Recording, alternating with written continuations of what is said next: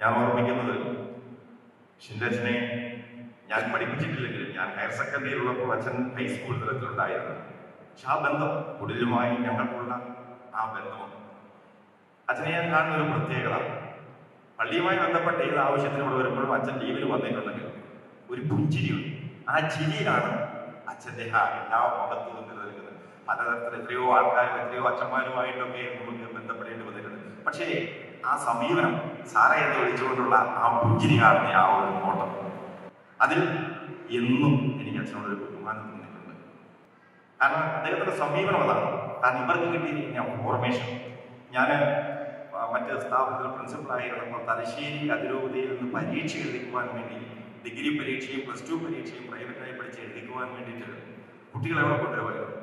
അവർ private കുട്ടികളോടൊപ്പം തന്നെ ഇരുന്നു. പക്ഷെ ആ റൂമിൽ സെമിനാരിയിൽ നിന്ന് എഴുതുന്ന തയ്യലച്ചനാണ് ഞങ്ങൾ അവിടെ കൊണ്ടുവന്നുകൊണ്ടിരുന്നത്. ഒരു 30-40 കുട്ടികളുണ്ടാവും. പക്ഷെ അവരുടെ ആ ക്ലാസ്സിലെ പെർഫോമൻസും സാധാരണ കുട്ടികളുടെ പെർഫോമൻസും അതാണ് ഫോർമേഷൻ എന്നതുകൊണ്ട് ഞാൻ ഉദ്ദേശിക്കുന്നത്. അതുപോലെ തന്നെ പഠിപ്പിച്ചുകൊണ്ടിരിക്കുമ്പോൾ തന്നെ സെമിനാരിയിൽ നിന്നും പോകുന്ന വിദ്യാർത്ഥികളും മറ്റു വിദ്യാർത്ഥികളും തമ്മിലുള്ള ആ ഇടപഴകൽ, അവർക്ക് കിട്ടുന്ന ആ അറിവ്, ആ ഒരു ട്രെയിനിങ്, അതൊരു അത്ഭുതം തന്നെയാണ്. എൻ്റെ ചേട്ടൻ ഒരു അച്ഛനാണ്. ചേട്ടൻ ലീവിന് വരുമ്പോൾ ഞങ്ങൾ പല വാക്കെന്ന് പറഞ്ഞാൽ സംഭാഷണങ്ങൾ ഇങ്ങനെ ചർച്ചകളിലൊക്കെ ഏർപ്പെടുമ്പോൾ അവസാനം ചേട്ടൻ പറഞ്ഞെത്തുന്നത്, നിങ്ങളോട് പറഞ്ഞിട്ട് കാര്യമില്ല, നിങ്ങൾക്ക് ഇത് ഉൾക്കൊള്ളാൻ കഴിയില്ല. കാരണം ഇന്ത്യൻ ഫിലോസഫിയും വേൾഡ് ഫിലോസഫിയും തിയോളജിയും എല്ലാം പഠിച്ച് ഒരു തലത്തിലെത്തിയിരിക്കുന്ന അവരുടെ അറിവിൻ്റെ 4% പോലും നമ്മൾ എത്ര എടുത്താലും എന്തുമാത്രം പഠിപ്പിച്ചാലും അത് സത്യമാണ്. ആ ഒരു അറിവൊരു അപാരമാണ്. അതാണ് അവരെ ഇവിടെ എത്തിച്ചിരിക്കുന്നത്. ഈ സന്ദർഭത്തിൽ ഞാൻ ഓർക്കുന്നത് കൊണ്ട് ആംഗലേയ സാഹിത്യത്തിൽ പഠിച്ചുകൊണ്ടിരുന്നപ്പോൾ ഒരു ജോൺ ഹോക്കിൻസ് എന്ന് പറയുന്ന ഒരു കവി ദ റോഡ് നോട്ട് ടേക്കൺ എന്ന് പറയുന്ന ഒരു കവിത എഴുതിയിട്ടുണ്ട്. എത്ര സുന്ദരമാണ് അത്. ഹിന്ദുക്കളായ കുട്ടികൾക്ക് മനസ്സിലാകിയാലായിരുന്നു എന്താണെന്ന് ഞങ്ങളാണ് പറഞ്ഞു കൊടുത്തുകൊണ്ടിരുന്നത്. സാറ് പറഞ്ഞു കഴിഞ്ഞു, സാറ് പോയി കഴിയുമ്പോൾ പറഞ്ഞു. അത് ഒരു പുരോഹിതന്റെ കഥയാണ്. അച്ഛൻ ബലിയർപ്പിക്കുന്ന സമയത്ത് ഈ ഓസ്തിയും വീഞ്ഞും അർപ്പിക്കുന്ന ആ കാഴ്ച വെക്കുന്ന സമയത്ത് അച്ഛൻ്റെ മനസ്സിലേക്ക് വരുന്ന വൈവിധ്യമാർന്ന വികാരങ്ങളാണ്. അച്ഛൻ ആദ്യം ഓർക്കുന്നത്, ദൈവമേ ഞാനിതിന് യോഗ്യനാണ്. പെട്ടെന്ന് തന്നെ അച്ഛന് ആകെ മാനസികമായൊരു വിഷമം വരിക. ആ കവി എത്ര തന്മയത്വമായി അവതരിപ്പിച്ചിരിക്കുന്നു. അപ്പോഴും അച്ഛൻ പറയുന്നു, എനിക്കിതുപോലെ ബലിയർപ്പിക്കുവാൻ, തുടർച്ചയായി ബലിയർപ്പിക്കുവാനുള്ള കഴിവ്, ശക്തി എനിക്ക് തരണമേ. എല്ലാ ദിവസവും അച്ഛൻ ഇതുപോലെ തന്നെ പ്രാർത്ഥിച്ചുകൊണ്ടിരിക്കുകയും അച്ഛനെ എല്ലാ പ്രതിബന്ധങ്ങളെയും അതിജീവിക്കുവാൻ കഴിഞ്ഞു എന്നുള്ള 10-35 വർഷം മുൻപ് പഠിച്ച ഒരു കാര്യം.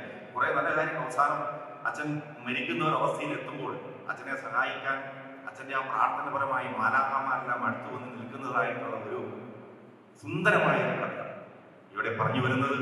അച്ഛനെ സംബന്ധിച്ചിടത്തോളം മുന്നോട്ടുള്ള പ്രയാണത്തിൽ ആദ്യം സൂചിപ്പിച്ചതുപോലെ അനുഭവിക്കേണ്ടി വരാൻ സാധ്യതയുള്ള മാനസികമായ ആ വൈക്ലഭ്യങ്ങളെ, പ്രതിസന്ധികളെ, പ്രതിബന്ധങ്ങളെ അതിജീവിക്കുവാനുള്ള കരുത്ത് ദൈവം കൊടുക്കട്ടെ.